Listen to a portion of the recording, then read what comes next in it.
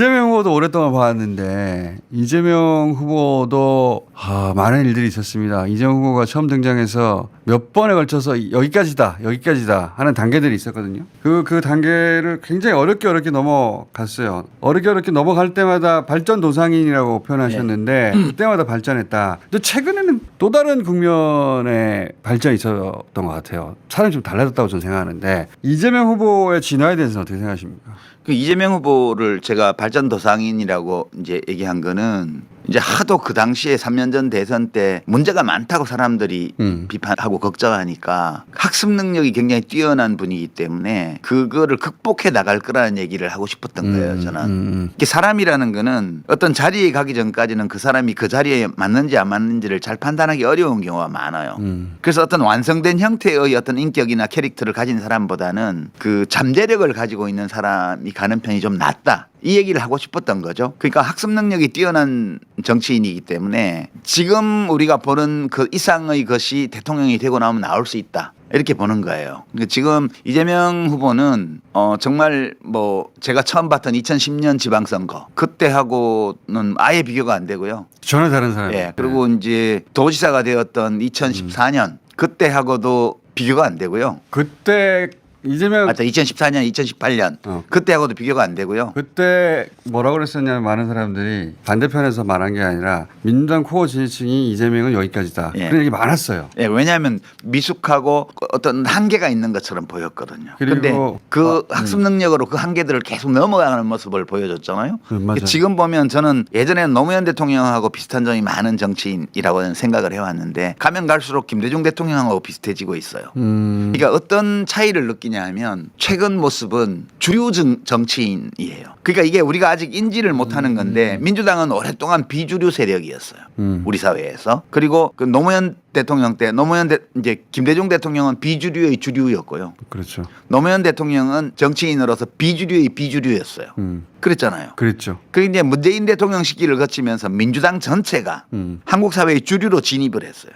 그러니까 이제 선거 기호를 1번을 가지게 된 거예요. 2016년 총선에서 1번 가지고 와가지고 맞아요. 이제 확고한 1번이 됐어요. 이게 총선에서 3번 연속 이겨서 1번을 가지고 있다는 거는 이 사회의 주류를 대변하는 정당이라는 뜻이에요. 근데 민주당의 많은 정치인들이 주류 인식이 없죠. 여전히 비주류 정서를 가지고 있어요. 맞아요. 근데 이재명 후보가 굉장히 빠르게 주류 세력을 대표하는 정당의 주류 정치인으로 올라가고 있는 거예요. 이게 이재명 후보도 비주류였거든, 민주당에서 원래는. 비주류의 비주류죠. 아니 그러니까 민주당이 주류로 진입할 때 그 주류로 진입하는 정당의 비주류였어요. 그때. 근데 이 정치인이 비주류였고, 예. 예, 확고한 주류로 자리 잡은 민주당의 확고한 주류로 지금 올라온 거예요. 이게 학습 능력인데 최근에 이제 중도 보수론 이런 게 다 그런 거예요. 그러니까 그다음에 뭐 개혁신당 인사들이나 과거 보수 인사들하고 만나고 대화하고 영입하고 이게 다 그건데 이게 옛날 민주당 방식의 비주류 정서로는 저런 사람 왜 받아 이런단 말이에요. 그럼 우리가 뭐 비빔밥 되냐 잡탕밥 되냐 이런 반발이 나올 텐데 이게 안 나오는 이유는 뭐냐면 이제 점점 더 민주당의 정치인과 당원과 지지자들이 자신들이 주류가 되었음을 알게 됐어요. 주류는 너그러운 거예요 원래. 그렇죠.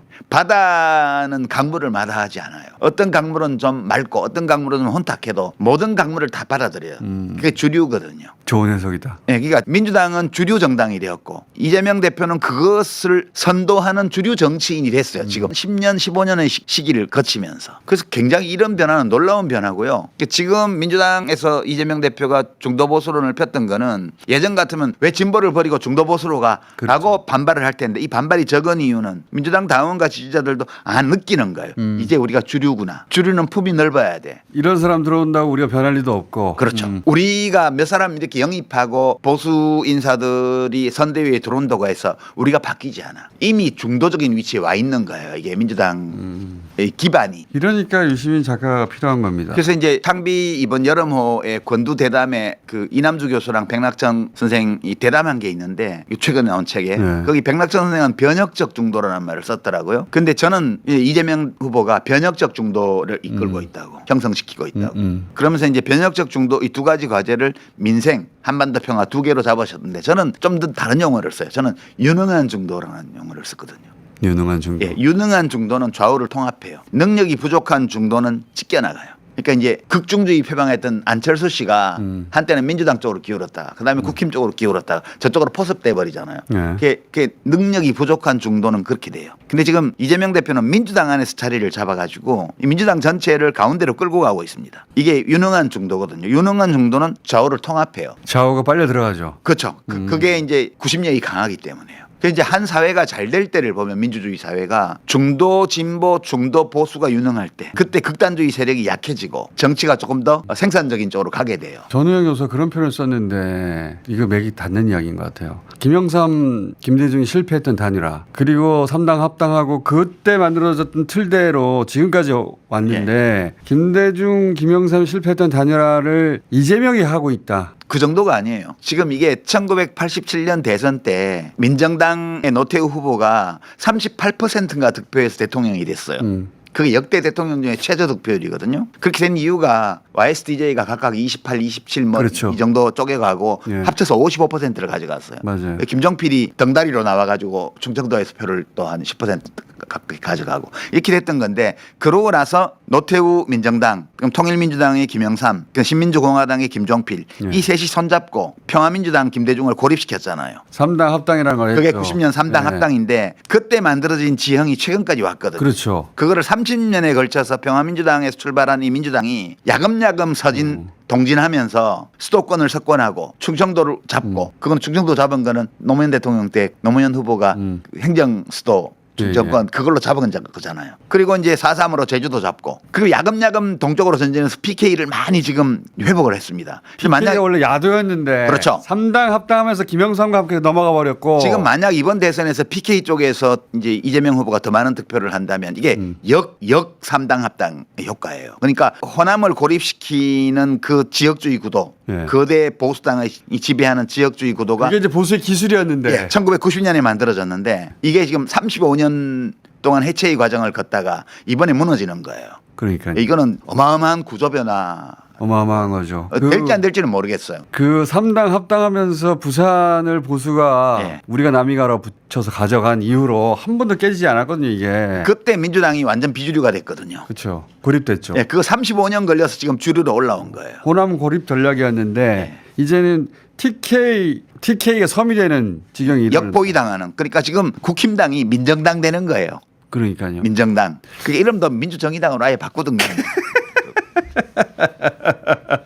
오래 걸렸어요. 예. 거기에 처음으로 도전장을 내민 정치인이 노무현이고 그래서 우리 모두가 노무현을 기억하는 그러니까 겁니다. 김대중 대통령은 살아남았고요. 그 네. 포위당한 그 구도 속에서 수도권 김종필 빌려와서 살아남았죠. 예. IMF 도움을 받고. 충청도에서 김종필 땡겨오고 네. 경상도에서 박태준 땡겨와서 DJT 연합을 그러니까요. 해서 겨우겨우 절반의 정권 교체를 한 거예요. 1%대로 이겼어요. 살아남은 거예요. IMF까지 벌어졌는데도. 그리고 이제 그 구조의 도전을 본격 시작한 게 노무현 대통령이었고 처음으로 이 구조가 문제라고 말한 분이고 처음으로 그걸 깨려고 하셨죠. 예, 자기를 다 바쳐서 그걸 깨려고 했던 분이고 맞아요. 그 성과 위에서 쭉 와서 지금 이재명 후보가 대통령이 되면 중도 포지션으로 가서 유능한 중도로서 좌우를 통합하는 그림. 그렇게 해서 1990년 3당 합당이 만들어낸 지역주의 정치 구도를 완전히 무너뜨리는 처음으로 완전히 깨는 겁니다. 예. 처음으로. 이렇게 가는 거여서 저는 상당히 흥미롭게 보고 있어요. 내 일은 아니지만 뭐 난 내 일은 아니지만 국민의 한 사람으로서 본인도 예. 그 한가운데서 수많은 낙선과 욕을 먹고 수많은 실험 정당 만들었다가 깨지고 그 이걸 해주는 이재명 후보가 고마운 거예요. 저는 그 나는 하지 못했지만 또 많은 분들이 도전했지만 성공하지 못했지만 이재명 후보가 혼자서 하는 것은 아니지만 그 흐름 위에서 이것을 자기만의 방식으로 완성시켜가는 이런 모습을 보는 것이 굉장히 즐겁고요. 그 이제 야 발전도 상인 맞구나 그렇게. 대단한 장면이죠 사실. 그래서 저도 그 3당 합당부터 생각해서 지켜보면 와, 이 대단한 장면이다. 이번 선거가 내란 종식하는 선거이기도 하지만 3당 합당이 만들어낸 공고한 체제가 깨지는 거구나 이제 드디어. 그러니까 2016년 박근혜 대통령 탄핵 시기에 지지율 1%로 여론조사에 처음 잡혔던 성남시장이 2016년에 예. 지금 9년이 지나서 유능한 중도로서 좌우를 통합하는 그런 유력한 대통령 후보로서 지금 와 있잖아요. 그 사이에 한 10번쯤 죽을 뻔했죠. 10번쯤. 이제 끝이구나 하는 상황에 한 10번쯤 있었어요. 그리고 정말 지지층을 한 사람 한 사람 모은 거예요. 그 시간 동안 어떤 바람이 휙 불어서 이렇게 된 게 아니고요. 정말 그 죽을 고비를 수도 없이 넘기면서 한 사람 한 사람 지지층을 모아서 이만큼 온 거거든요. 대단한 거죠. 대단한 거 맞습니다. 예. 굉장한 것 같고 그리고 본인이 개인적으로도 많이 변했어요. 그렇죠. 그게 이제 발전도 상인이죠. 저도 이제 그 정치 초년병 시절부터 봐왔기 때문에 큰 변화를 느끼거든요. 근데 그러니까 어떤 정치인의 탄생부터 네. 대통령 당선까지를 다 보는 경우잖아요. 드문 경우죠. 예, 아주 드물죠. 예. 아주 드문 경우예요. 탄생부터 당선되는 마지막 순간까지 그게 이제 새로운 시작이긴 한데 뭐 이런 얘기 하려고 나 부른 거예요. 예, 그러려고 한 건 아닌데 신경 안정제하고 상관없는 건데.